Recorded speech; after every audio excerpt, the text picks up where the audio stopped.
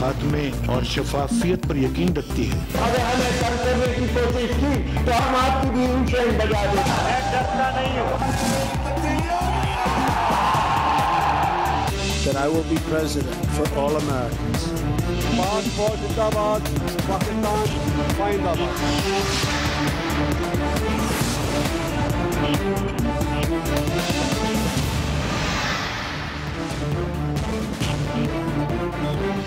जी से शुरू होता है हर सवाल और हर जरूरी सवाल के जवाब के लिए तजुर्बे, तहकीक और हकाइक पर मबनी पाकिस्तान का सबसे काबिल एतबार न्यूज प्रोग्राम जी फॉर गरीदा।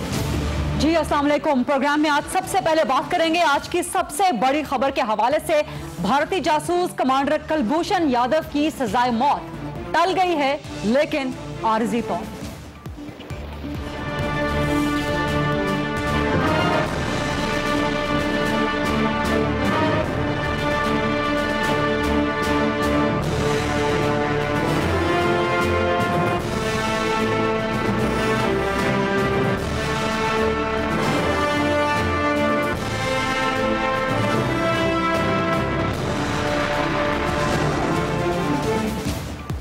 अपने जासूस को बचाने के लिए भारत की मज़मूम साजिशें आर्जी तौर पे कामयाब तो हो गई हैं, लेकिन अभी भी कुलभूषण यादव की फांसी पाकिस्तान के हाथ में है और इसकी तौजीह आलमी अदालत इंसाफ के आज के उबूरी फैसले में ही मौजूद है। किस तरह से मौजूद है बताएंगे आपको प्रोग्राम में आगे चल के, लेकिन पहले ये जिक्र कर लें कि 3 मार्च 2016 को पाकिस्तान ने जिस भारतीय जासूस हाजिर सर्विस कमांडर कुलभूषण यादव को बलूचिस्तान के इलाके से गिरफ्तार किया था, 1 साल बाद उसे लॉ ऑफ द लैंड के तहत, क्योंकि आर्मी ने उसे गिरफ्तार किया था, इसलिए पाकिस्तान आर्मी एक्ट के तहत फील्ड जनरल कोर्ट मार्शल हुआ और उसके तहत सजाए मौत जासूसी और मजमूम दहशतगर्दी की कार्रवाइयों के इल्जाम में पाकिस्तान ने कुलभूषण यादव को सुना दी। इस 1 साल के अरसे के दौरान इंडिया मुसलसल पाकिस्तान से दरखास्त करता रहा कि कुलभूषण यादव तक कौंसर रसाई उसे दे दी जाए, लेकिन पाकिस्तान ने हमेशा इंटरनेशनल लॉज को कोट करके, खासतौर पे जो जासूसी के हवाले से कन्वेंशंस हैं, ट्रीटीज हैं और लॉज हैं, उन्हें कोट करके कुलभूषण यादव को कौंसलर रसाई देने से मुसलसल इनकार किया। आखिरकार भारत पहुंच गया आलमी अदालत इंसाफ 8 मई को और उसके बाद से इस केस की सुनवाई हो रही है। 10 दिन तक आलमी अदालत इंसाफ ने इस केस को सुना। पाकिस्तान के फॉरेन ऑफिस और भारत के फॉरेन ऑफिस ने इस केस को लीड किया, उनके साथ एक पूरी लीगल टीम थी। पाकिस्तान की तरफ से खुर्रम कुरैशी इसे लीड कर रहे थे, भारत की तरफ से हरीश सलवेव इसे लीड कर रहे थे। आज वो फैसला आ गया जिसका पाकिस्तान और भारत दोनों को इंतजार था। फैसला सामने आने के बाद इमीडिएट रिएक्शन जो पाकिस्तान में था वो ये कि पाकिस्तान अपना केस इनिशियली हार गया है, जबकि भारत में अभी तक इस बात पे जश्न मनाया जा रहा है। सुषमा स्वराज साहिबा का बयान आ चुका है कि ये भारत की पहली फतह है और भारतीय हुकूमत कोई दकीका फरगुजार नहीं करेगी कि कुलभूषण यादव को बचा लिया जाए। पाकिस्तान में जो इनिशियल परसेप्शन आ रही थी, जो इनिशियल पर्सपेक्टिव डेवलप हो रहा था कि पाकिस्तान अपना ये कानूनी केस हार चुका है, मामला मुकम्मल तौर पे ऐसा भी नहीं है। क्यों नहीं है, आपको अभी इसकी तफसील से आगाह करेंगे। मुशीर खारजा सरताज अजीज ने कहा कि पाकिस्तान ने अपना डिक्लेरेशन जो आलमी अदालत इंसाफ को दिया था उसमें वाज़ेह कर दिया था कि कौमी सलामती के मामलात पर पाकिस्तान ICJ आलमी अदालत इंसाफ का दायरा इख्तियार तस्लीम नहीं करेगा। ऐसी ही बात की है अटॉर्नी जनरल अशतर औसाफ साहब ने भी। भारत ने अपनी पिटीशन में, अपनी एप्लीकेशन में 3 दरख्वास्तें ली थी, 3 प्लीज ली थी। सबसे पहली ये कि आलमी अदालत इंसाफ इस केस को सुनने की मजाज है, दूसरी ये कि कुलभूषण यादव की सजाए मौत पर हुक्म इम्तना जारी किया जाए और तीसरी ये कि कुलभूषण यादव तक कौंसलर रसाई दी जाए। इस वक्त तक बज़ाहिर तीनों दरख्वास्तें, तीनों प्लीज भारतीय हुकूमत की मान ली गई हैं आलमी अदालत इंसाफ ने, लेकिन ये सिर्फ उबूरी फैसला है, ये सिर्फ प्रोविजनल मेयर है, एक इंटरिम ऑर्डर है। अभी तफसीली फैसला इस हवाले से आना बाकी है। लेकिन पाकिस्तान में अपोजिशन के एतराज़ात भरपूर तरीके से जारी हैं। पाकिस्तान पीपल्स पार्टी ने आड़े हाथ लिया है हुकूमत को और कहा है कि हुकूमत अपना कानूनी केस हार गई है। पाकिस्तान तहरीक इंसाफ ने भी कुछ इसी तरह के 7 सवालात उठाए हैं। उनके मरकज़ी तर्जुमान शवकत महमूद साहब ने, जो कि कानूनी हवाला जात से ही हैं। भारत अपनी फतह करार दे रहा है आज के इस आलमी अदालत इंसाफ के उबूरी फैसले को। क्या यह वाकई भारत की फतह है या पाकिस्तान को इसमें से भी अभी कुछ गेन हासिल हो सकता है? इसके अलावा जैसा कि मुशीर खारजा सरताज अजीज साहब कह चुके हैं, अटॉर्नी जनरल कह चुका है, पाकिस्तान का एक रियासती मौक़िफ़ आ चुका है कि जुरिस्डिक्शन आलमी अदालत इंसाफ की नहीं तस्लीम करता पाकिस्तान, क्योंकि अपने डिक्लेरेशन में वो कह चुका है कि कौमी सलामती के मामले पे आलमी अदालत इंसाफ का दायरा इख्तियार तस्लीम नहीं किया जाएगा। तो ऐसे में पाकिस्तान के पास ऑप्शंस क्या बचते हैं? लेकिन इस आलमी अदालत इंसाफ के फैसले के साथ जो दीगर जजेस, क्योंकि 11 रुकनी एक बड़ा बेंच था ये, इसमें दीगर जजेस के जो रिमार्क्स सामने आए हैं, खासतौर पर जो भारतीय जज भंडारी साहब हैं, उनके रिमार्क्स में 2 बहुत अहम तारीखी केसेस का हवाला है। एक लाग्रांड केस का हवाला है, एक एवेनस केस का हवाला है। लाग्रांड केस में भी, जो कि मैक्सिको वर्सेस, जो कि जर्मनी वर्सेस यूनाइटेड स्टेट्स था, और एवेनस केस जिसमें यूनाइटेड स्टेट्स और मैक्सिको फरीक थे, इन दोनों केसेस में आलमी अदालत इंसाफ ने फैसला अमेरिका के खिलाफ दिया था और बिल्कुल वही दिया था जो कि आज पाकिस्तान के खिलाफ आया है। लेकिन उसके बावजूद अमेरिका ने वो दोनों एग्जीक्यूशंस की, लाग्रांड फैसले के बावजूद और एवेनस फैसले के बावजूद। लाग्रांड केस में कार्ल ग्रांट और वॉल्टर लाग्रांड को एग्जीक्यूट किया गया था, जबकि एवेनस केस में मैक्सिकन नेशनल होजे अर्नेस्टो को भी एग्जीक्यूट किया गया था, फांसी दी गई थी, मार दिया गया था अमेरिका की तरफ से। पाकिस्तान के लिए इस केस की इम्प्लीकेशंस क्या हो सकती हैं, इन्हें तमाम मामलों पे बात करेंगे। मेरे साथ मौजूद हैं लाहौर स्टूडियो में मशहूर दिफाई तज्जियाकार जनरल गुलाम मुस्तफ़ा साहब, इस्लामाबाद से मुझे ज्वाइन कर रही हैं पाकिस्तान पीपल्स पार्टी की सीनियर रहनुमा सेनेटर शेरी रहमान साहिबा, और मेरे साथ हैं बैरिस्टर फ़रोग़ नसीम, मारूफ माहिर कानून है, इनसे भी हम राय लेंगे। और थोड़ी देर में मुझे ज्वाइन करेंगे डॉक्टर मुसद्दिक मलिक साहब, नून लीग से भी। अस्सलाम वालेकुम जनरल गुलाम मुस्तफ़ा साहब, अगर आप इजाज़त दें, और शेरी साहब अगर आप भी इजाज़त दें, तो पहला सवाल फ़रोग़ नसीम साहब से कर लूँ। फ़रोग़ साहब, आप किस तरह देखते हैं इस सारे मामले को, ज़रा इसकी कानूनी इम्प्लीकेशंस बताइएगा। खासतौर पर ये सवाल जो मैंने उठाया है कि लाग्रांड केस का हवाला दिया गया है और एवेनस केस का हवाला दिया गया है, लेकिन इन दोनों केसेस के बावजूद अमेरिका ने एग्जीक्यूशंस की।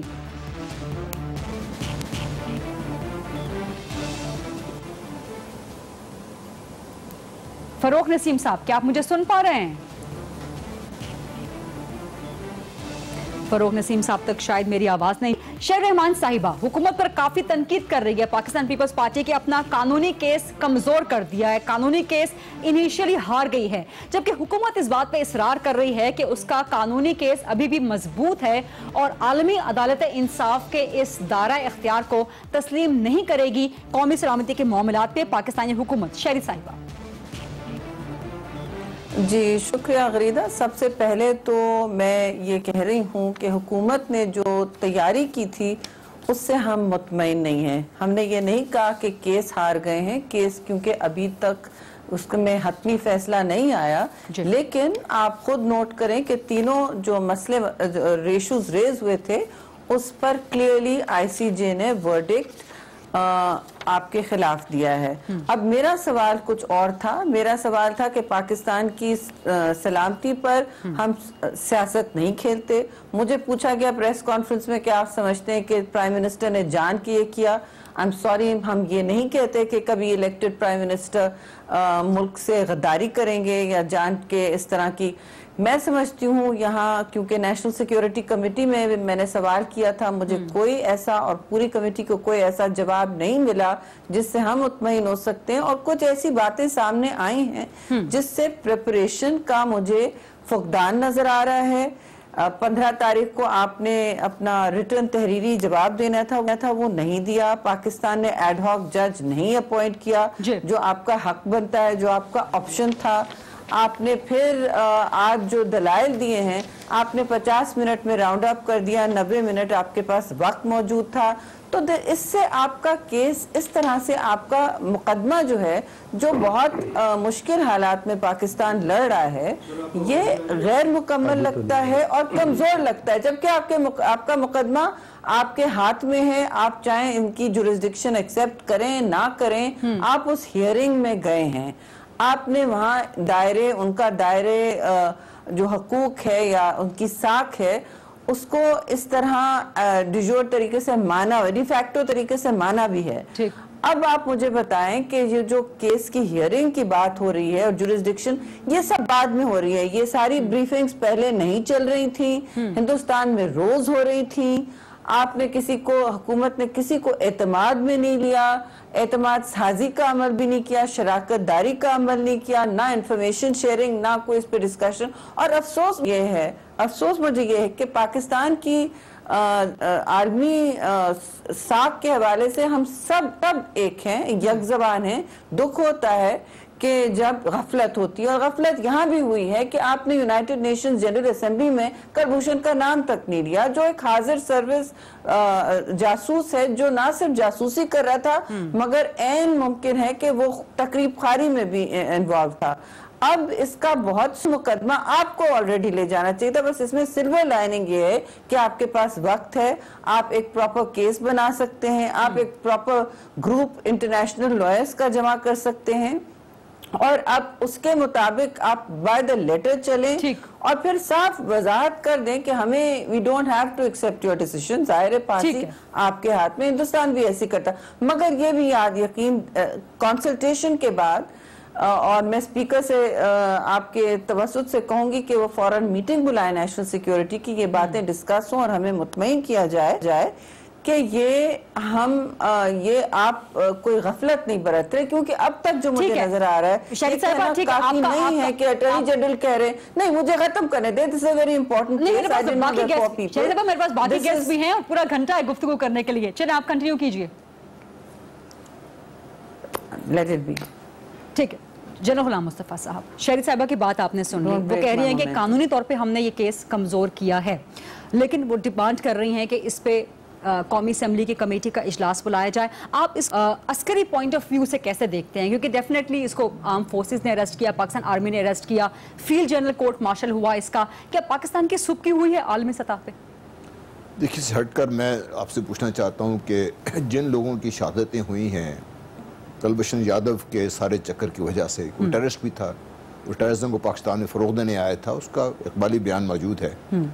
जो खून बहा है इतना और जिनके लवाहिकीन ने आज ज़रा उनके जहनी कैफियत का अंदाज़ा लगाइए कि हम तो कानूनी शुगाफियों में पड़े हुए हैं ना कि लीगल ये तो लीगल वो। आप सिर्फ उनका जहन सोच लीजिए कि जो इफेक्ट तो ये है कि चाहे टेम्परेरली, जिस आपने पहले कहा, कुलभूषण यादव लगता यूँ है कि टेम्परेरली बच गया है। यूँ अगर उनका जहन सोचेंगे तो आपको पता चलेगा कि उनके लिए तो आज समझता हूँ कि बहुत ज़्यादा गुस्से का उनके जहन में बात होगी। अब जो केस की आप बात कर रही हैं, फौजी नुक्ता निगाह के अलावा भी, टेक्निकली मैं लॉयर नहीं हूँ, लेकिन मैं खुद पहले दिन से कह रहा हूँ कि आपको चंद रिस्क लेने की ज़रूरत नहीं होती।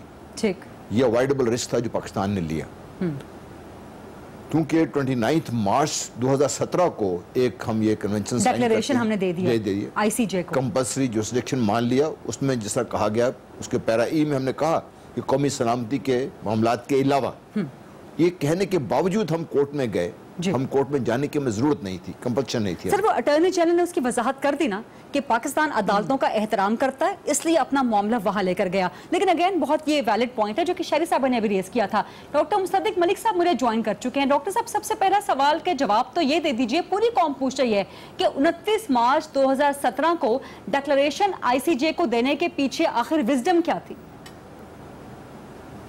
देखिए, हमारे पास तमाम शहादतें मौजूद हैं। हमने अपने आइन के मुताबिक, कानून के मुताबिक एक ड्यू प्रोसेस को फॉलो किया है, पाकिस्तानी आइन के। और उनको वहाँ पे सजाए मौत हुई है। उन्होंने एक जाल फैला रखा था दहशतगर्दी का पाकिस्तान के अंदर, और हमारे पास तमाम सबूत हैं, हमारे पास उनका एक बाली बयान है। तो हम किसी चीज़ से इनसिक्योर नहीं है, हमारे पास ना छुपने की कोई ज़रूरत है और ना छुपाने की कोई ज़रूरत है, क्योंकि इसके अंदर हम हैं जिनका इस्तेहसाल किया जा रहा है और वो हैं जो पकड़े गए हैं।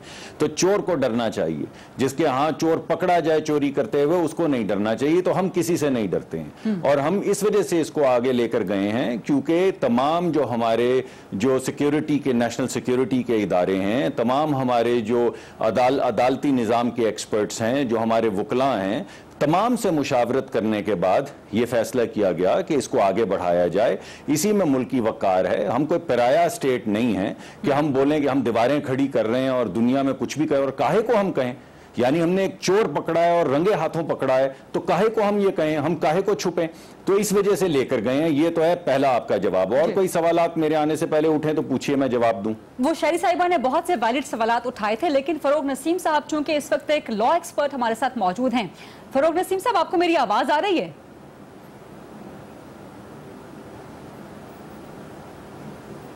फरोग नसीम साहब से अगर आवाज नहीं आ रही तो पीपल्स पार्टी ने कुछ इल्जामात उठाए, वो मैंने सुने हैं, अगर आप चाहें तो मैं उनका जवाब दे सकता हूं। आपको जरूर आ रही होगी। शहरी साहिबा, मुसद्दिक मलिक साहब आपकी ज़बानी सवालात सुनना चाह रहे हैं। जी नहीं, मुझे मालूम है, मुझे उनके सवालात मैंने सुने हैं पहले। अगर आप इजाजत दें तो मैं उनका जवाब देना चाहूंगा, क्योंकि मैंने एक और प्रोग्राम के अंदर तो सुने हैं इनके सवालात। आप वैसे ही लेट आए हैं हमेशा की तरह। शहरी साहिबा जरा कुछ बात करना चाहती हैं, वो सुन लें जरा उनकी। जी मैं माफी चाहता हूँ, आप जरूर, मैं सुनने के लिए तैयार हूं। देखिए इसमें हम सब को एक पेज पे होना चाहिए था। एक पेज पे रखना हुकूमत का काम होता है, एक पेज पे इसका एक बयानिया बनाना हुकूमत का काम होता है। खारजा वजारत जो इस वक्त गुमगू की कैफियत में है, वहां से मैं क्या पूछूं उनसे कि क्या निकल रहा है।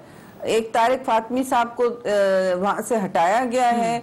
इस वक्त जो हालात हैं, दे आर नॉट प्रिपेयर्ड। अभी तक मुझे बताएं कि आपने जो लॉयर्स रखे हैं, वो जो भी रखे हैं, जैसे भी रखे हो, वो टीम अपने मुकदमा भी प्रॉपर्ली 50 मिनट से आगे नहीं लड़ सकी। आप अपना टाइम, तो कहीं दुनिया में ऐसा नहीं होता कि आप टाइम इस्तेमाल ना करें अपना मुल्क का। और सबसे अहम केस, चले आप अगर समझते हैं कि आपके प्ली पूरी हो गई थी, तो आप उस फोरम को इस्तेमाल कर सकते हैं जिस तरह हिंदुस्तान इस्तेमाल कर रहा है। आपका केस भी बहुत मजबूत था। आप कॉन्सुलर एक्सेस दे ना दें, ये आपकी बायलैटरल प्रोसेस है, वो अलग बात है। और आप ये भी कह सकते हैं कि एक और मसला है कि हिंदुस्तान जब किसी केस को इंटरनेशनलाइज करता है, उसके लिए बहुत से और मसले मसाइल खुलने की एक ब्रेक लेनी है। शहरी साहिबा, हमने एक ब्रेक लेनी है। शहरी साहिबा, मुझे आपके जितने भी इसके जवाब लेते हैं डॉक्टर मुसद्दिक मलिक साहब से आफ्टर शॉर्ट ब्रेक से।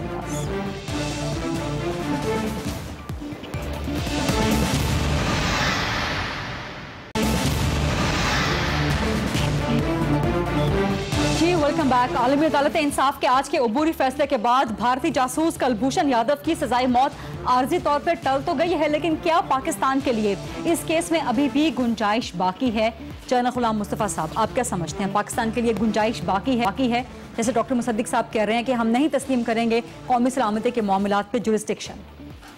देखिए, जो 29 मार्च को जिसका मैंने कहा, जो हमने साइन की थी कंपल्सरी जुरिस्डिक्शन की जो थी, उसमें पैराई में तो कहा गया साफ तौर पे ये, लेकिन चंद डॉट्स को लिंक करें, क्योंकि मामलात जिस इतने सादा नहीं है जिस तरह मलिक साहब कह रहे हैं, या शायद इतने गलत ना हो जितने मैं कह रहा हूँ।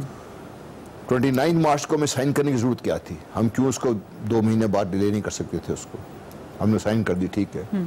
10 अप्रैल को ये हो जाता है। उसके बाद जंदाल साहब तशरीफ लाते हैं, और जंदाल साहब के मामलात को जिस तरीके से बिगाड़ा गया, वो हुकूमत ने खुद बिगाड़ा, हमने किसी ने कुछ नहीं कहा।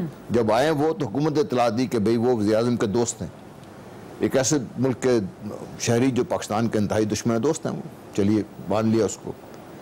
फिर कुछ दिनों बाद ये एक्सप्लेनेशन आई कि नहीं, ये तो बैकडोर डिप्लोमेसी चल रही है सारी कुछ, और चीफ आर्मी स्टाफ ने भी हैदराबाद में लोगों को बताया कि ये सारा कुछ था, एक्सप्लेन किया था उन्होंने गवर्नमेंट का व्यू पॉइंट।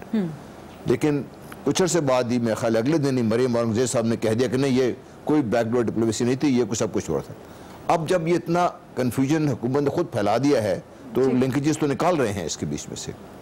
देखिए, पाकिस्तान ने ये बात बड़ी मैं मानने को दिल करता है मेरा, और मैं चाहता हूँ कि ये हो कि पाकिस्तान भी अमेरिका की तरह, जिस तरह आपने कैसे का हवाला दिया था, 15 दिन के अंदर उन्होंने बंदे भड़का दिए थे बंदे।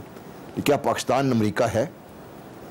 पाकिस्तान केस में तो 24 घंटे बाद उन्होंने लटका दिया, एग्जीक्यूट कर दिया तुरंत। क्या पाकिस्तान अमेरिका है? कितना क्लाउड है पाकिस्तान अफोर्ड कर सकता है? नंबर एक, क्या पाकिस्तान अगर ये स्टेप लेता है तो इसके बाद जब पाकिस्तान इस किस्म के फोरम पे जाएगा अपना केस लेकर, कोई पाकिस्तान की बात सुनेगा कोई इसके लिए? ये दो बड़े वैलिड सवाल हैं। डॉक्टर मुसद्दिक मलिक साहब, जिन दो केसेस का हवाला दिया है, लाग्रांड एंड एविना, वो दोनों अमेरिका के खिलाफ थे। एक जर्मनी के हक में था, एक मैक्सिको के हक में था, लेकिन उसके बावजूद अमेरिका ने भी इसी तरह से ICJ का जुरिसडिक्शन तस्लीम नहीं किया और एग्जीक्यूट कर दिया जर्मन सिटीजन को और मैक्सिकन सिटीजन्स को। जो जनरल गुलाम मुस्तफा ने पॉइंट्स उठाए हैं कि क्या पाकिस्तान अफोर्ड कर सकता है अमेरिका की तरह के कुलभूषण यादव को फांसी दे दे ICJ का जुरिसडिक्शन तस्लीम ना करके? जी देखिए, पहली बात तो मैं आपको आज बड़ी वाज़ेह शक्ल के अंदर बताऊं कि जुरिसडिक्शन पाकिस्तान कहीं भी आज एक्सेप्ट नहीं हुई है। ना ये एक्सेप्ट हुआ है कि ICJ की जुरिसडिक्शन है, और ना ये एक्सेप्ट हुआ है कि उनको काउंसलर एक्सेस मिलना चाहिए। तो पहले तो ये बात अवाम तक ठोक बजा के सामने बिल्कुल पता उनको होनी चाहिए कि आज हुआ क्या है। हाँ। सिर्फ ये कहा गया है कि बज़ाहिर ऐसा दिखता है कि इसके ऊपर फर्दर बात होनी चाहिए ये देखने के लिए कि जुरिसडिक्शन ICJ की बन सकती है या नहीं, तब तक फांसी मत दीजिएगा। अब मैं आपको एक एक्सट्रीम एग्जाम्पल देता हूं। मैं एक्सट्रीम एग्जाम्पल ये देता हूं कि हमें वो कहते हैं आप काउंसलर एक्सेस दे दें, हम कभी भी नहीं देंगे। हाँ। लेकिन एक्सट्रीम एग्जाम्पल देता हूं सिर्फ मफरूजे के तौर पे कि अगर हम काउंसलर एक्सेस दे दें तो क्या फांसी खत्म हो जाएगी? यानी हम आपके सामने आके जो 6-8 महीने से दिखा रहे हैं सबूत और वो इकबाली बयानात दिखा रहे हैं, क्या काउंसलर से वो 2 दफा मिल लेगा तो उसके बाद ये फांसी खत्म हो जाएगी? आपको किसने कह दिया कि फांसी यहां पे खत्म होने लगी है? ये अवाम को आप क्यों तासुर दे रहे हैं कि आज का जो मुकदमा है उसके बाद कोई फांसी खत्म हो गई है? दूसरा, वजीर आजम को मिलाइन करना, एक इलेक्टेड प्राइम मिनिस्टर को टेलीविजन के ऊपर बैठ के मिलाइन करना कि उनका एक दोस्त आया था, इसका मतलब यह है कि कोई साजिश हो गई है। इसका मैं क्या जवाब दूं? तो मैं भले से जवाब ही नहीं दूंगा इस बात का, क्योंकि मेरे लिए तो ये एक लाफेबल मैटर है। क्योंकि इस तरह पहले भी इन्होंने नेशनल सिक्योरिटी, एक इलेक्टेड प्राइम मिनिस्टर को सिक्योरिटी रिस्क डिक्लेयर किया था इसी तरह की बातें करके। तो इस तरह की बात का मैं कोई जवाब नहीं दूंगा। This is a laughable matter for me. Excuse me, ये मियां नवाज शरीफ साहब ने, अगर मैं एक्सक्यूज मी मलिक साहब, hold on please just a minute. जो मैडम ने सवालात उठाए हैं मैं उनका जवाब देना चाहता हूं, और नवाज शरीफ साहब ने खुद सीधे हैं। बेनजीर जज जो है जिसकी अपॉइंटमेंट होनी है, देखिए मैं एक वक्त में एक ही बंदा बात कर सकता है। इंटरम जज जो जिनका इन्होंने जिक्र किया है, क्योंकि ये समाअत सिर्फ ज्यूरिसडिक्शन की थी, सिर्फ इस वजह से वो इंटरम जज नहीं हुआ। अब जब समाअत शुरू होगी तो इंटरम जज का पाकिस्तान का हक भी है और पाकिस्तान उसको इस्तेमाल भी करेगा। दूसरी जो इन्होंने बात की है वो ये है कि हमें जो है वहां पर 90 मिनट में आर्ग्यूमेंट्स अपने पूरे करने चाहिए थे। अगर हमारे आर्ग्यूमेंट्स भरपूर अंदाज में पूरे हो गए हैं 50 मिनट या 60 मिनट में, तो हम उनको क्या गाने सुनाए हिंदी फिल्मों के? बस हो गया हमारा आर्ग्यूमेंट। ये कहां पे लिखा हुआ है कि आपको 90 मिनट दिए गए हैं तो आप 89.37 मिनट्स के अंदर अपना आर्ग्यूमेंट मुकम्मल करें? हमारा और इस आर्ग्यूमेंट को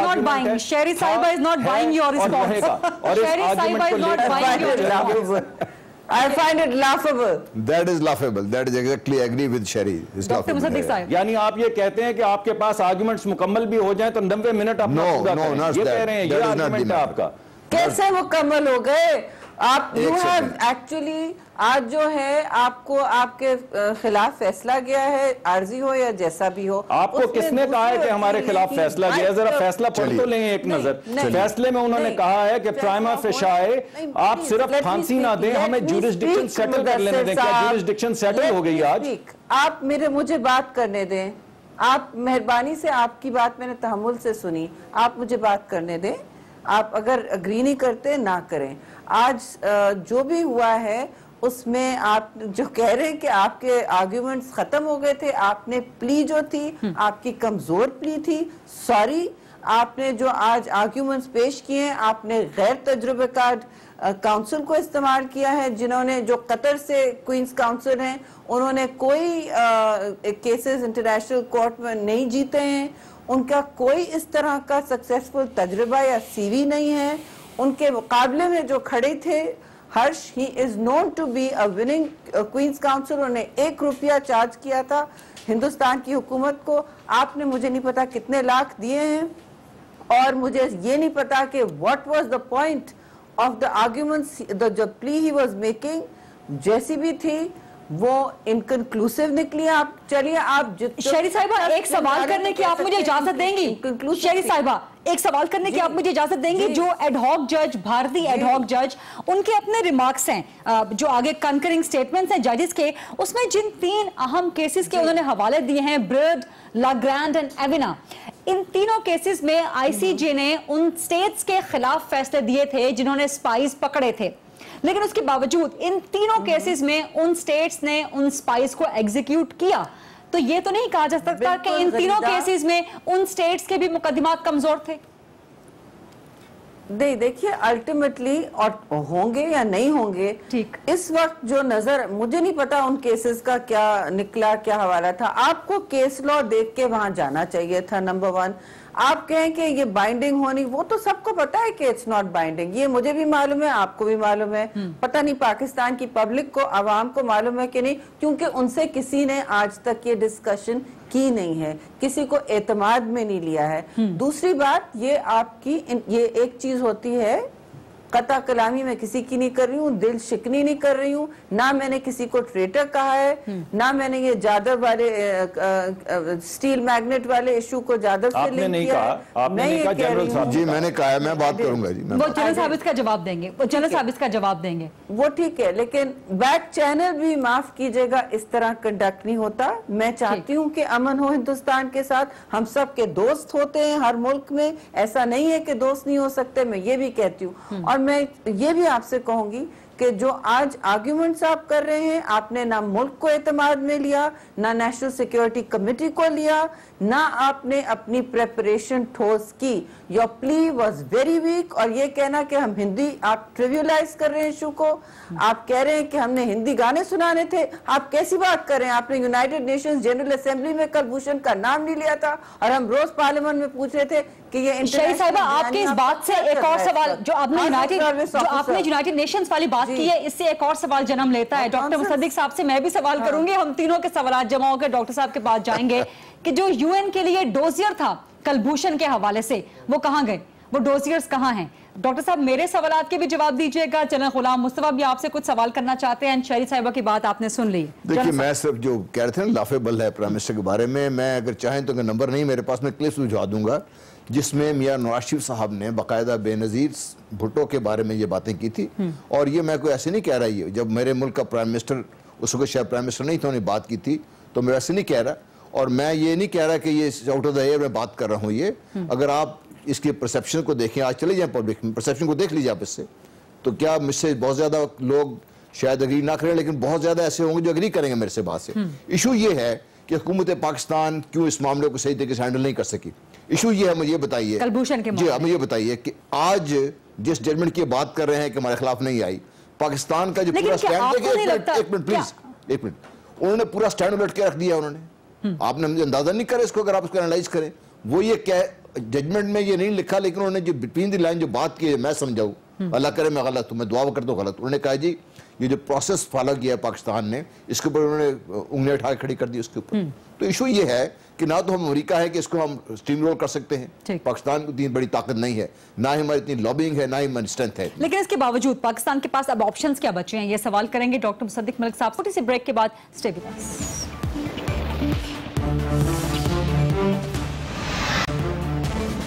जी welcome back after the break. Kulbhushan Yadav की सजाए मौत आर्जी तौर पर टल गई है, पाकिस्तान के पास ऑप्शंस क्या हैं? डॉक्टर मुसद्दिक मलिक साहब, ओवर टू यू। देखिए, सबसे पहली बात तो ये है कि उनकी सजाए मौत जो है वो टली नहीं है, ये बात मैं आप पे वाजे कर दूं। आर्जी तौर ये मैं बात आपको बताना चाहता हूं कि हमारे जो इदारे हैं, मुल्की सलामती के जो इदारे हैं, उनके पास बहुत एविडेंस है। हम कॉन्फिडेंट हैं, बहुत ज्यादा कंफर्टेबल हैं कि किसी भी अदालत के अंदर उन शवाहिद की जगह की वजह से और उन इकबाली बयानात की बुनियाद के ऊपर इनको आखिर में फांसी होगी। ये कुछ भी कर लें। तो पहले तो मैं ये आपके जरिए जो है ये बात अवाम तक पहुंचाना चाहता हूं। दूसरी बात ये है कि अभी तो सिर्फ ज्यूरिसडिक्शन की बात शुरू होनी है, ये आलमी अदालत के अंदर जुरिस्डिक्शन की बात शुरू होगी कि उनकी जुरिस्डिक्शन है या नहीं और काउंसलर एक्सेस मिलना चाहिए या नहीं। और मैंने आपको कहा कि पहले तो हम देंगे नहीं क्योंकि हम अपने आइन और कानून के मुताबिक चलेंगे, लेकिन अगर वो तफसीलात से नहीं पढ़े कुछ लोगों ने शायद, लेकिन उन्होंने आगाज ही इस बात से किया, मुख्तलिफ जो लॉज कोट किए, जो खासतौर पर वियना कन्वेंशन आर्टिकल 36 जो उन्होंने कोट किया, उसके तहत उन्होंने करार दिया कि हमारी जुरिस्डिक्शन है। सबसे पहले उन्होंने इस बात पर ही बहस को समझा। अगर हो मैं मानता हूं, चलिए की बात मान लेते हैं, आपकी बात मान लेते हैं, अगर हो ज्यूरिसडिक्शन तो क्या हमारे पास सबूत नहीं है?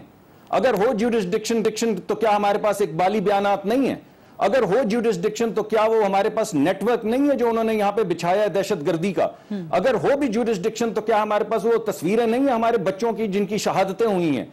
तो आपको क्यों ये लग रहा है कि अगर हम ये तमाम एविडेंस लेकर जाएंगे, या तो आपको ये लग रहा है कि तमाम एविडेंस होते हुए और या आपको ये कामिल यकीन होना चाहिए कि जब हम ये शहादतें लेकर जाएंगे तो इसको कैफियत किरदार तक पहुंचाएंगे। जंग नहीं लड़ी गई इन तमाम एविडेंसेस के होते हुए। एक बात मैं और मैं आपकी बात से अग्री, आपकी बात से सहमत नहीं हूं, मैं बिल्कुल नहीं हूं। हमने तमाम अपनी मुल्क की जो इदारे हैं, जो मुल्क की सलामती के इदारे हैं, जो हमारी एजेंसीज हैं, सबके साथ मुशावरत की है, सबकी मुशावरत के साथ चले हैं और जो हमने लाया अमल लिया या हमारा मुत्तफिक का लाया अमल है और हम समझते हैं कि हमें अल्लाह इसमें कामयाब करेगा। और दूसरा मैं आपको यह बता दूं कि आप क्या चाहते हैं कि पाकिस्तान 1980 की दिहाई की जो पॉलिसीज हैं उसी तरह आगे चलता रहे और पराया स्टेट बन जाए, कि हम पूरी दुनिया को खड़े होकर कह दें कि हम दुनिया का कोई कानून नहीं मानते? हम क्या चोर हैं जो हम कोई कानून नहीं मानते? अरे भाई, हम हक के ऊपर हैं, हम क्यों अपना पैगाम नहीं दुनिया के सामने लेकर जाएंगे और दुनिया क्यों हमारा पैगाम नहीं मानेगी? आप क्यों ये कह रहे हैं कि हमें आना ही नहीं चाहिए, हमें दुनिया के सामने जाना ही नहीं चाहिए? हम क्या शुतुरमुर्ग हैं कि हम अपना मुंह जो है वो नीचे सैंड के अंदर डुबो दें और बाहर ना निकालें? हम क्यों दुनिया से आंखें ना मिलाएं? और बड़ा मसला ये है, इस वक्त बड़ा मसला ये है, चाहे इंटरिम ही है, बड़ा मसला ये है कि भारत को एक छोटी मोटी फतह इंटरिम हासिल हुई है क्योंकि उनका पहले दिन से प्ली यही थी और जब वो एप्लीकेशन लेकर गए थे उसी दिन से कह रहे थे कि हमें स्टे मिल गया है। मुझे फरोग नसीम साहब ने, बैरिस्टर फरोग नसीम साहब ने ज्वाइन किया है। अस्सलाम वालेकुम फरोग नसीम साहब, बहुत माजरत आपके पास देर से आने के लिए, लेकिन शायद देर आया दुरुस्त आयद होगा। एक तो ये बताएं कि आप इस इंटरिम ऑर्डर को कैसे देखते हैं? खासतौर पर एक बहुत वैलिड पॉइंट है कि कंकरिंग स्टेटमेंट्स हैं बाकी जजेस की, उसमें 3 केसेस का हवाला दिया गया है। खासतौर पे जस्टिस भंडारी जो कि इंडियन हैं, उन्होंने हवाला दिया है ब्रड केस का, लाग्रांड केस का और एविना केस का। इन तीनों केसेस में यही फैसले आए थे जो आज पाकिस्तान के लिए आए हैं। इसके बावजूद इन तीनों केसेस में स्टेट्स ने एग्जीक्यूशन की। क्या कहेंगे आप? देखिए, वो जो मालिक थे, मिसाल के तौर पे अमेरिका है, चाइना है, रशिया है, ऐसे बहुत से आपको इंटरनेशनल लॉ में एग्जाम्पल्स मिलेंगी। कम से कम ये 3 ममालिक ऐसे हैं जिन्होंने बहुत दफा ICJ के, यूनाइटेड नेशंस के फैसलों पे अमल दरामद नहीं की। हम जो है कि हम इन 3 ममालिक का मुकाबला कर सकते हैं। आगे हमारे सामने इंडियन लॉबी खड़ी हुई है। ये तो बड़ा फैसला है। छोटे मोटे जो फैसले जो इंटरनेशनल कमर्शियल आर्बिट्रेशन के होते हैं वो हर तरह से हम लोग जो करते हैं, तो वो तमाम केसेस जहां पाकिस्तानी कंपनीज होती हैं और हमारा मुकाबला इंडियन कंपनीज से होता है, तो वो सारे आर्बिट्रेटर्स, वो सारा जो सिस्टम है वो इंडिया को फेवर करता है और खुल के फेवर करता है। अगर हमारे लोगों को इतना नहीं पता कि ये रिंग नहीं थी उतरने की, तो फिर गॉड हेल्प अस।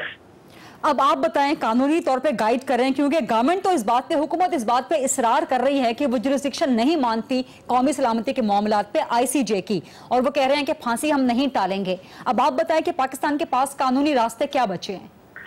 देखिए, उसमें होगा ये कि जो इंटरनेशनल कोर्ट ऑफ जस्टिस के चीफ जस्टिस है वो लिखेगा सेक्रेटरी जनरल यूनाइटेड नेशंस को, और उसके अंदर हर तरह की कोई रेजोल्यूशन, कोई, क्योंकि इंडियन लॉ भी है ना, ये थोड़ी है कि हम यूनाइटेड स्टेट्स हैं और हमारे पास मसल है कि हम ये सारा पूरी यूनाइटेड नेशंस को हम रजिस्ट कर लेंगे। तो ये बड़ा देखभाल के करना पड़ेगा और हमें लीगली इससे अब निकलने की जरूरत है। क्योंकि देखिए, 29 मार्च 2017 को हमारा स्टेट ऑफ पाकिस्तान का लेटर है यूनाइटेड नेशंस के सेक्रेटरी जनरल को कि हम ICJ के जुरिसडिक्शन, कंपल्सरी जुरिसडिक्शन को एक्सेप्ट करते हैं। कोई जरूरत नहीं थी एक्सेप्ट करने की। उसका क्लॉज I ये कहता है कि हम जब चाहें ये जुरिसडिक्शन टर्मिनेट कर सकते हैं, तो टर्मिनेट कर देना चाहिए था। अब इंडिया जो है वो आज तक पाकिस्तान को कश्मीर का इशू ICJ में लाने नहीं देता, क्योंकि पाकिस्तान का बड़ा स्ट्रॉन्ग केस है। तो यह आर्गुमेंट कि हम तनहा रह जाएंगे अगर हम इंटरनेशनल कोर्ट ऑफ जस्टिस की जुरिसडिक्शन को नहीं मानेंगे। इंडिया तो 70 साल से कश्मीर के इशू को लाने नहीं दे रहा, तो मतलब That's a very valid point। Barrister Farogh Naseem साहब, बहुत शुक्रिया। प्रोग्राम में लेते हैं ब्रेक, और ब्रेक के बाद जब हम वापस आएंगे तो आज की एक और बड़ी खबर के हवाले से बात करेंगे। GHQ में इंतहाई अहम और मुनफरिद अपनी नौयत का पहला सेमिनार हुआ, जहां पर दाइश के हवाले से बात की गई, लेकिन बड़ी बात यह हुई कि अपने और फौज के खिलाफ मनफी प्रोपेगंडे का जवाब पहली बार आर्मी चीफ ने खुद दिया।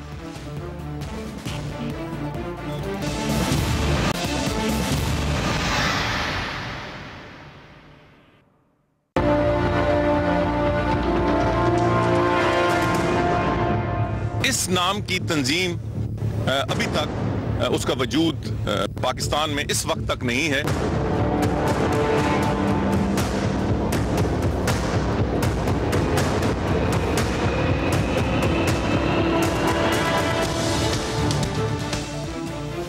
आज GHQ में पहली बार अपनी नौयत का इंतहाई अहम और मुनफरिद सेमिनार हुआ, जो कि इंतहा पसंदी को रद्द करने में नौजवान नस्ल के किरदार के हवाले से था, जिसमें दाइश के खतरे से निमटने के लिए नौजवान नस्ल किस तरह से अपना किरदार अदा कर सकती है और नौजवान नस्ल को दाइश के खौफनाक खतरनाक प्रोपेगंडे से किस तरह बचाया जा सकता है, इस पे बहुत अहम गुफ्तगू हुई। आर्मी चीफ साहब ने भी इस हवाले से पैगाम दिया। DG ISPR major general Asif Ghafoor साहब ने भी इस हवाले से बड़ी अहम बातें की। GHQ में होने वाला अपनी नौयत का ये एक पहला बहुत मुनफरिद और बहुत अहम सेमिनार था, लेकिन इसमें एक और अहम बात डेफिनेटली आर्मी चीफ साहब का आज का खिताब था, जिसमें उन्होंने कुछ अरसे से सोशल मीडिया पे जारी अपने खिलाफ और फौज के खिलाफ मनफी प्रोपेगंडे का बजाते खुद जवाब दिया।